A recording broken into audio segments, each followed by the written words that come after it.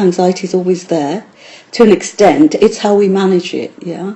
And it often comes from experiences, and often earlier experiences that, in early childhood, where certain things have happened in people's lives which have affected them in different ways, and how they then manage that.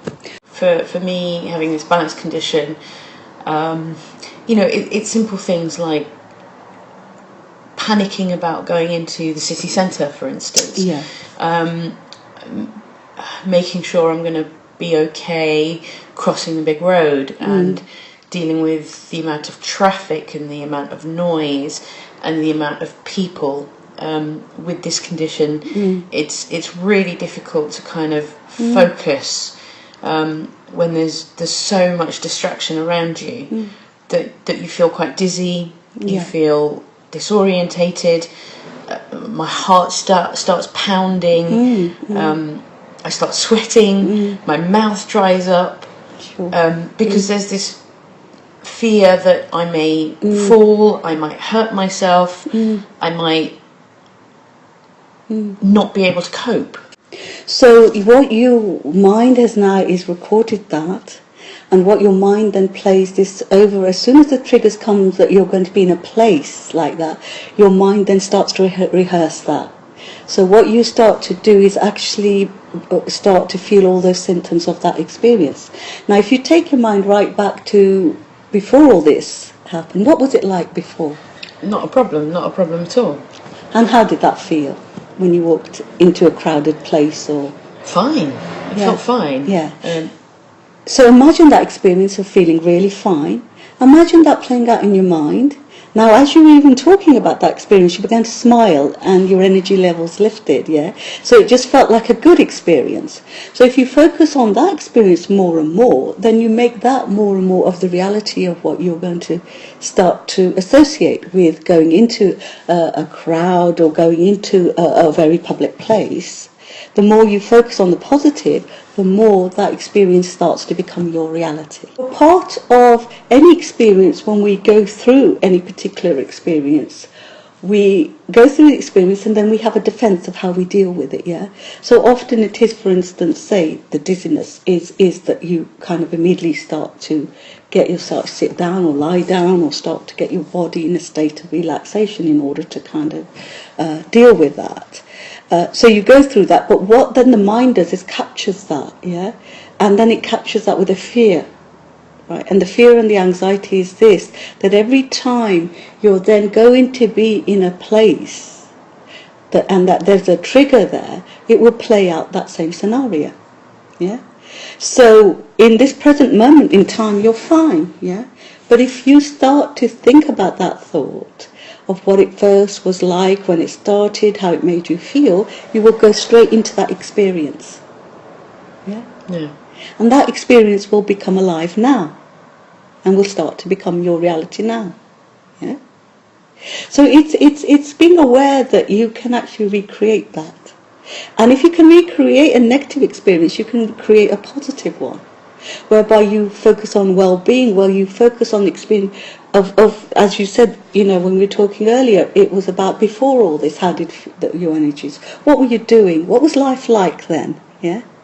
And as you kind of think about, then you think about the positives of the things that you were doing at that point in time, which were things that made you feel well, yeah? Yeah. So it's engaging with those thoughts and making changes in your life. What sort of changes? Well, for instance, that things that make you feel good. Often, exercise is good for mind. When people suffer from anxiety or depression, exercise is a good way of kind of inducing and feeling well. So, any form of exercise, whether it's walking, whether it's swimming, whether it's like yoga, meditation, any of those things help with well-being. And sometimes, when we kind of always feel that we need constant things going on with modern technology, you've got your computer, you've got your phone, you've got everything blaring out and going on. But you see, the mind also needs rest time, where you can actually just have time where you're not really interacting all the time. to allow that. And with mindfulness and with meditation, that helps the mind to relax. It gets you back into focus, and it allows you to be grounded in the present moment. And self-care is really important, because often, you see, when people become unwell, they start to neglect themselves. And even when, you're in a job, you're doing lots of things, you're juggling lots of things, and the well-being is always the last thing on the agenda. Everything else has to happen before. And I always say the most important factor is you and your well-being. If you don't take care of yourself, everything else is going to fall apart. So it's focusing on your own well-being, and one of the things is that it's about nurturing and taking care of your needs, and what you need it and at what point you need it. What about the impact that it has on, other family members? How do you stop the guilt? You carry guilt, so you think that, that this is causing a lot of problems. Is there a reality to that guilt? Yeah. Tell me about that. You're not able to earn the money, you're not, your partner who you're not able to support, they're having to do everything financially, so there's added stress and pressure on them, the impact that it has on their health, as a result. So within that, what changes could you make? What changes could you make? I don't know.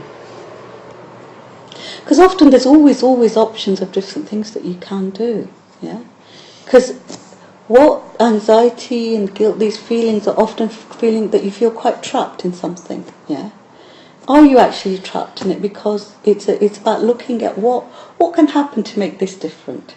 And often you see people feel guilty. I feel guilty about this because I think the person, I'm imposing on this person, I'm making life difficult for this person. But the reality is, where there is care, and even when if you check it out with that person, they might say, God, I don't feel that at all. I don't know why you're thinking that, So is it something that you're carrying unnecessary because it's not actually the reality of what other people? No, I can see the impact that it's had. Yeah. So what change can happen with that? I don't know. And part of that, I guess, in a way, the change is that you've got to get back into a place where you can offer more of support. But that's about also, if you kind of take that back to your own needs, you've got to actually take care of yourself sufficiently and give yourself enough time in order to feel well enough to then sort of, function at the level that you want to. So the guilt is just, again, another negative factor that doesn't need to be there, because if you take away the guilt and focus more on what do I need rather than what is this doing, then that is maybe turning that into more of a positive.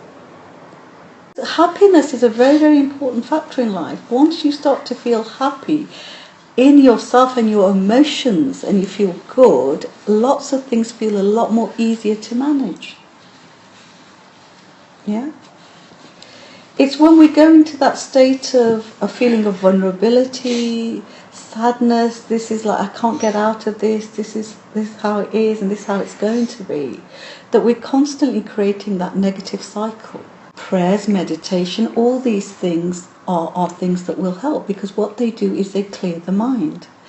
And it's then looking at things in your life, things that you can actually change. And often it's about putting small changes in place which start to create that balance. Now, if you're feeling trapped in your mind and you're feeling that, this is how life is, what you've got to do is you've got to turn that cycle around and kind of look and see, what options do I have? What can I do? What's going to make me feel better? Rather than this is how it is and I'm trapped in it.